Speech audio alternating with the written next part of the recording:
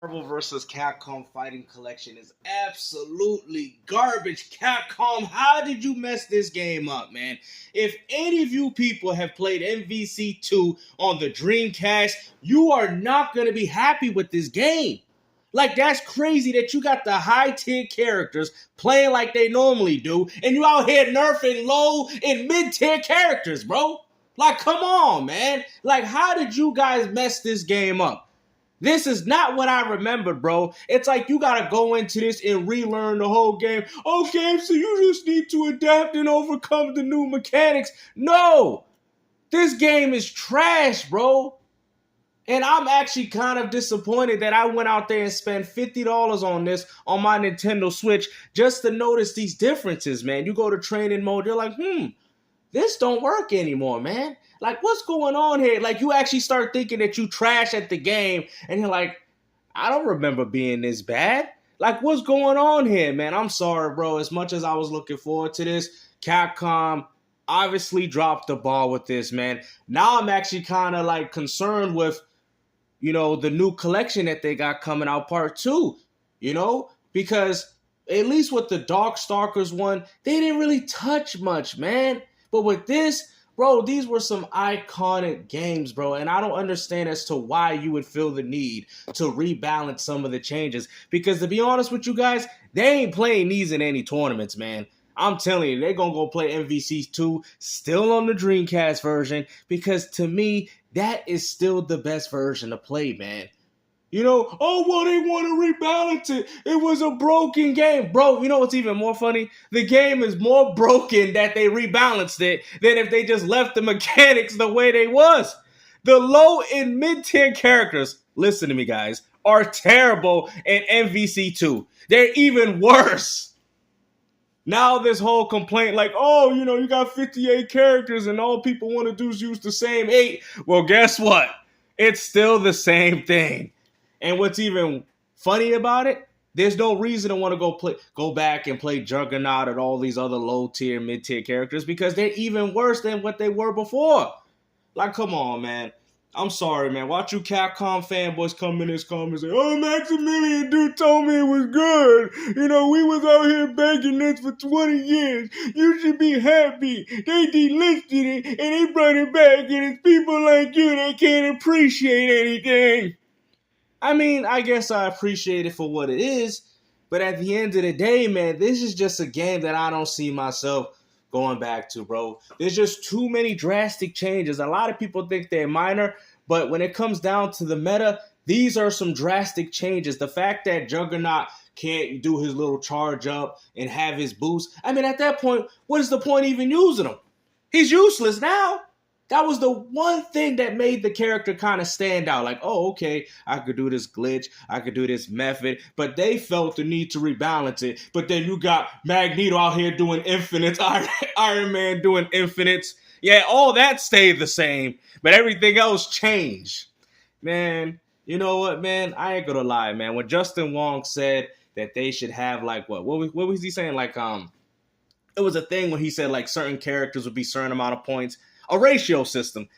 I think that would significantly improve this game. They need a ratio system, bro, because all people is doing is running the same exact teams. You guys, they've been running the same exact teams for over 20 years. But to me, that's not the problem. The problem is, man, I like to use a few low, mid-tier characters, but now to me, they're just not playable to me, man. A lot of the tactics, a lot of the things that you normally would use, to kind of put these characters on the same level as an Iron Man or a Magneto are gone. So at that point, you might as well adapt and just, I'm going to use Magneto, Sentinel, and Storm just like everybody else because that's the most effective team that you can create in this game. Now, I'm sorry, bro. Y'all like, wow, Gamester, man. Hopefully Capcom don't do this with the other collection, man. I'm going to be deeply disappointed if they mess that up, man. And I played Capcom Fighting Collection with the Darkstalkers games, and it was pretty solid. I know that Street Fighter Anniversary had a few input issues, but all in all, it still reminded me of Third Strike and Hyper Fighting and Street Fighter Alpha 2. It still felt very similar to what I was used to. But this, come on, man. I'm sorry, man. And you guys tell me in the comment section if you guys have the same problem, because I know I can't be the only one. I was going into training mode. I'm like, yo, hold up. I remember hitting this combo when I used to play it on the Dreamcast, and then I come on here and I'm like, it ain't even working. What's this? I'm like, man, I swear I thought I was bad, bro. I'm hitting the training mode. I'm like, man, I'm trash at this game. Man, you know, these newcomers, man, they out here whooping my behind, man. The game got me feeling like I'm trash at it, when in reality, it's just the game that's trash. And before you people say, well, you got to adapt and overcome to this new rebalance. I mean, I am. I'm still destroying people online. But at the same time, man, it's just not fun, bro. Because then you go back and you're like, wow, the characters that you guys enjoyed, now people are just going to start using the same popular characters more and more and more. Cable, you know, this is all they doing, bro. It's kind of sad, man, that Capcom really tried to rebalance this game. And all they really did is actually have people using Magneto, Sentinel, and Storm way more now. Capcom's probably like, why did we even touch this game, man? We should have left it the same. Now, I do know that there's some glitches that have been removed with Ruby Heart, which is good, you know what I'm saying? But I'm just disappointed, man. Like, I don't know if they just went back in the game and just wanted to change up some code, or if this game having issues because it's running on a different gaming engine than what it was back in the days. But, man, I'm not happy with it, man. And for a lot of you people say, what's the positives about this game, Gangsta? I mean, the positive is that you get access to all these games in one collection for $50, right?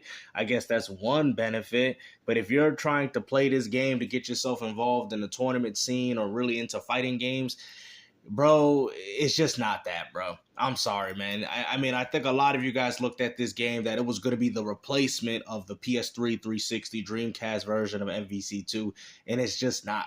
I'm sorry, they're peak. And they did the same thing with 360. You know, I want to throw that in there as well. They did, but it wasn't as bad. The game still felt very similar to what it was on the Dreamcast. They changed up a few things, even with the PS2 and original Xbox version. So I don't need people in the comment section throwing that in my face. Well, Gabe, so they did that already. You didn't have a problem with those.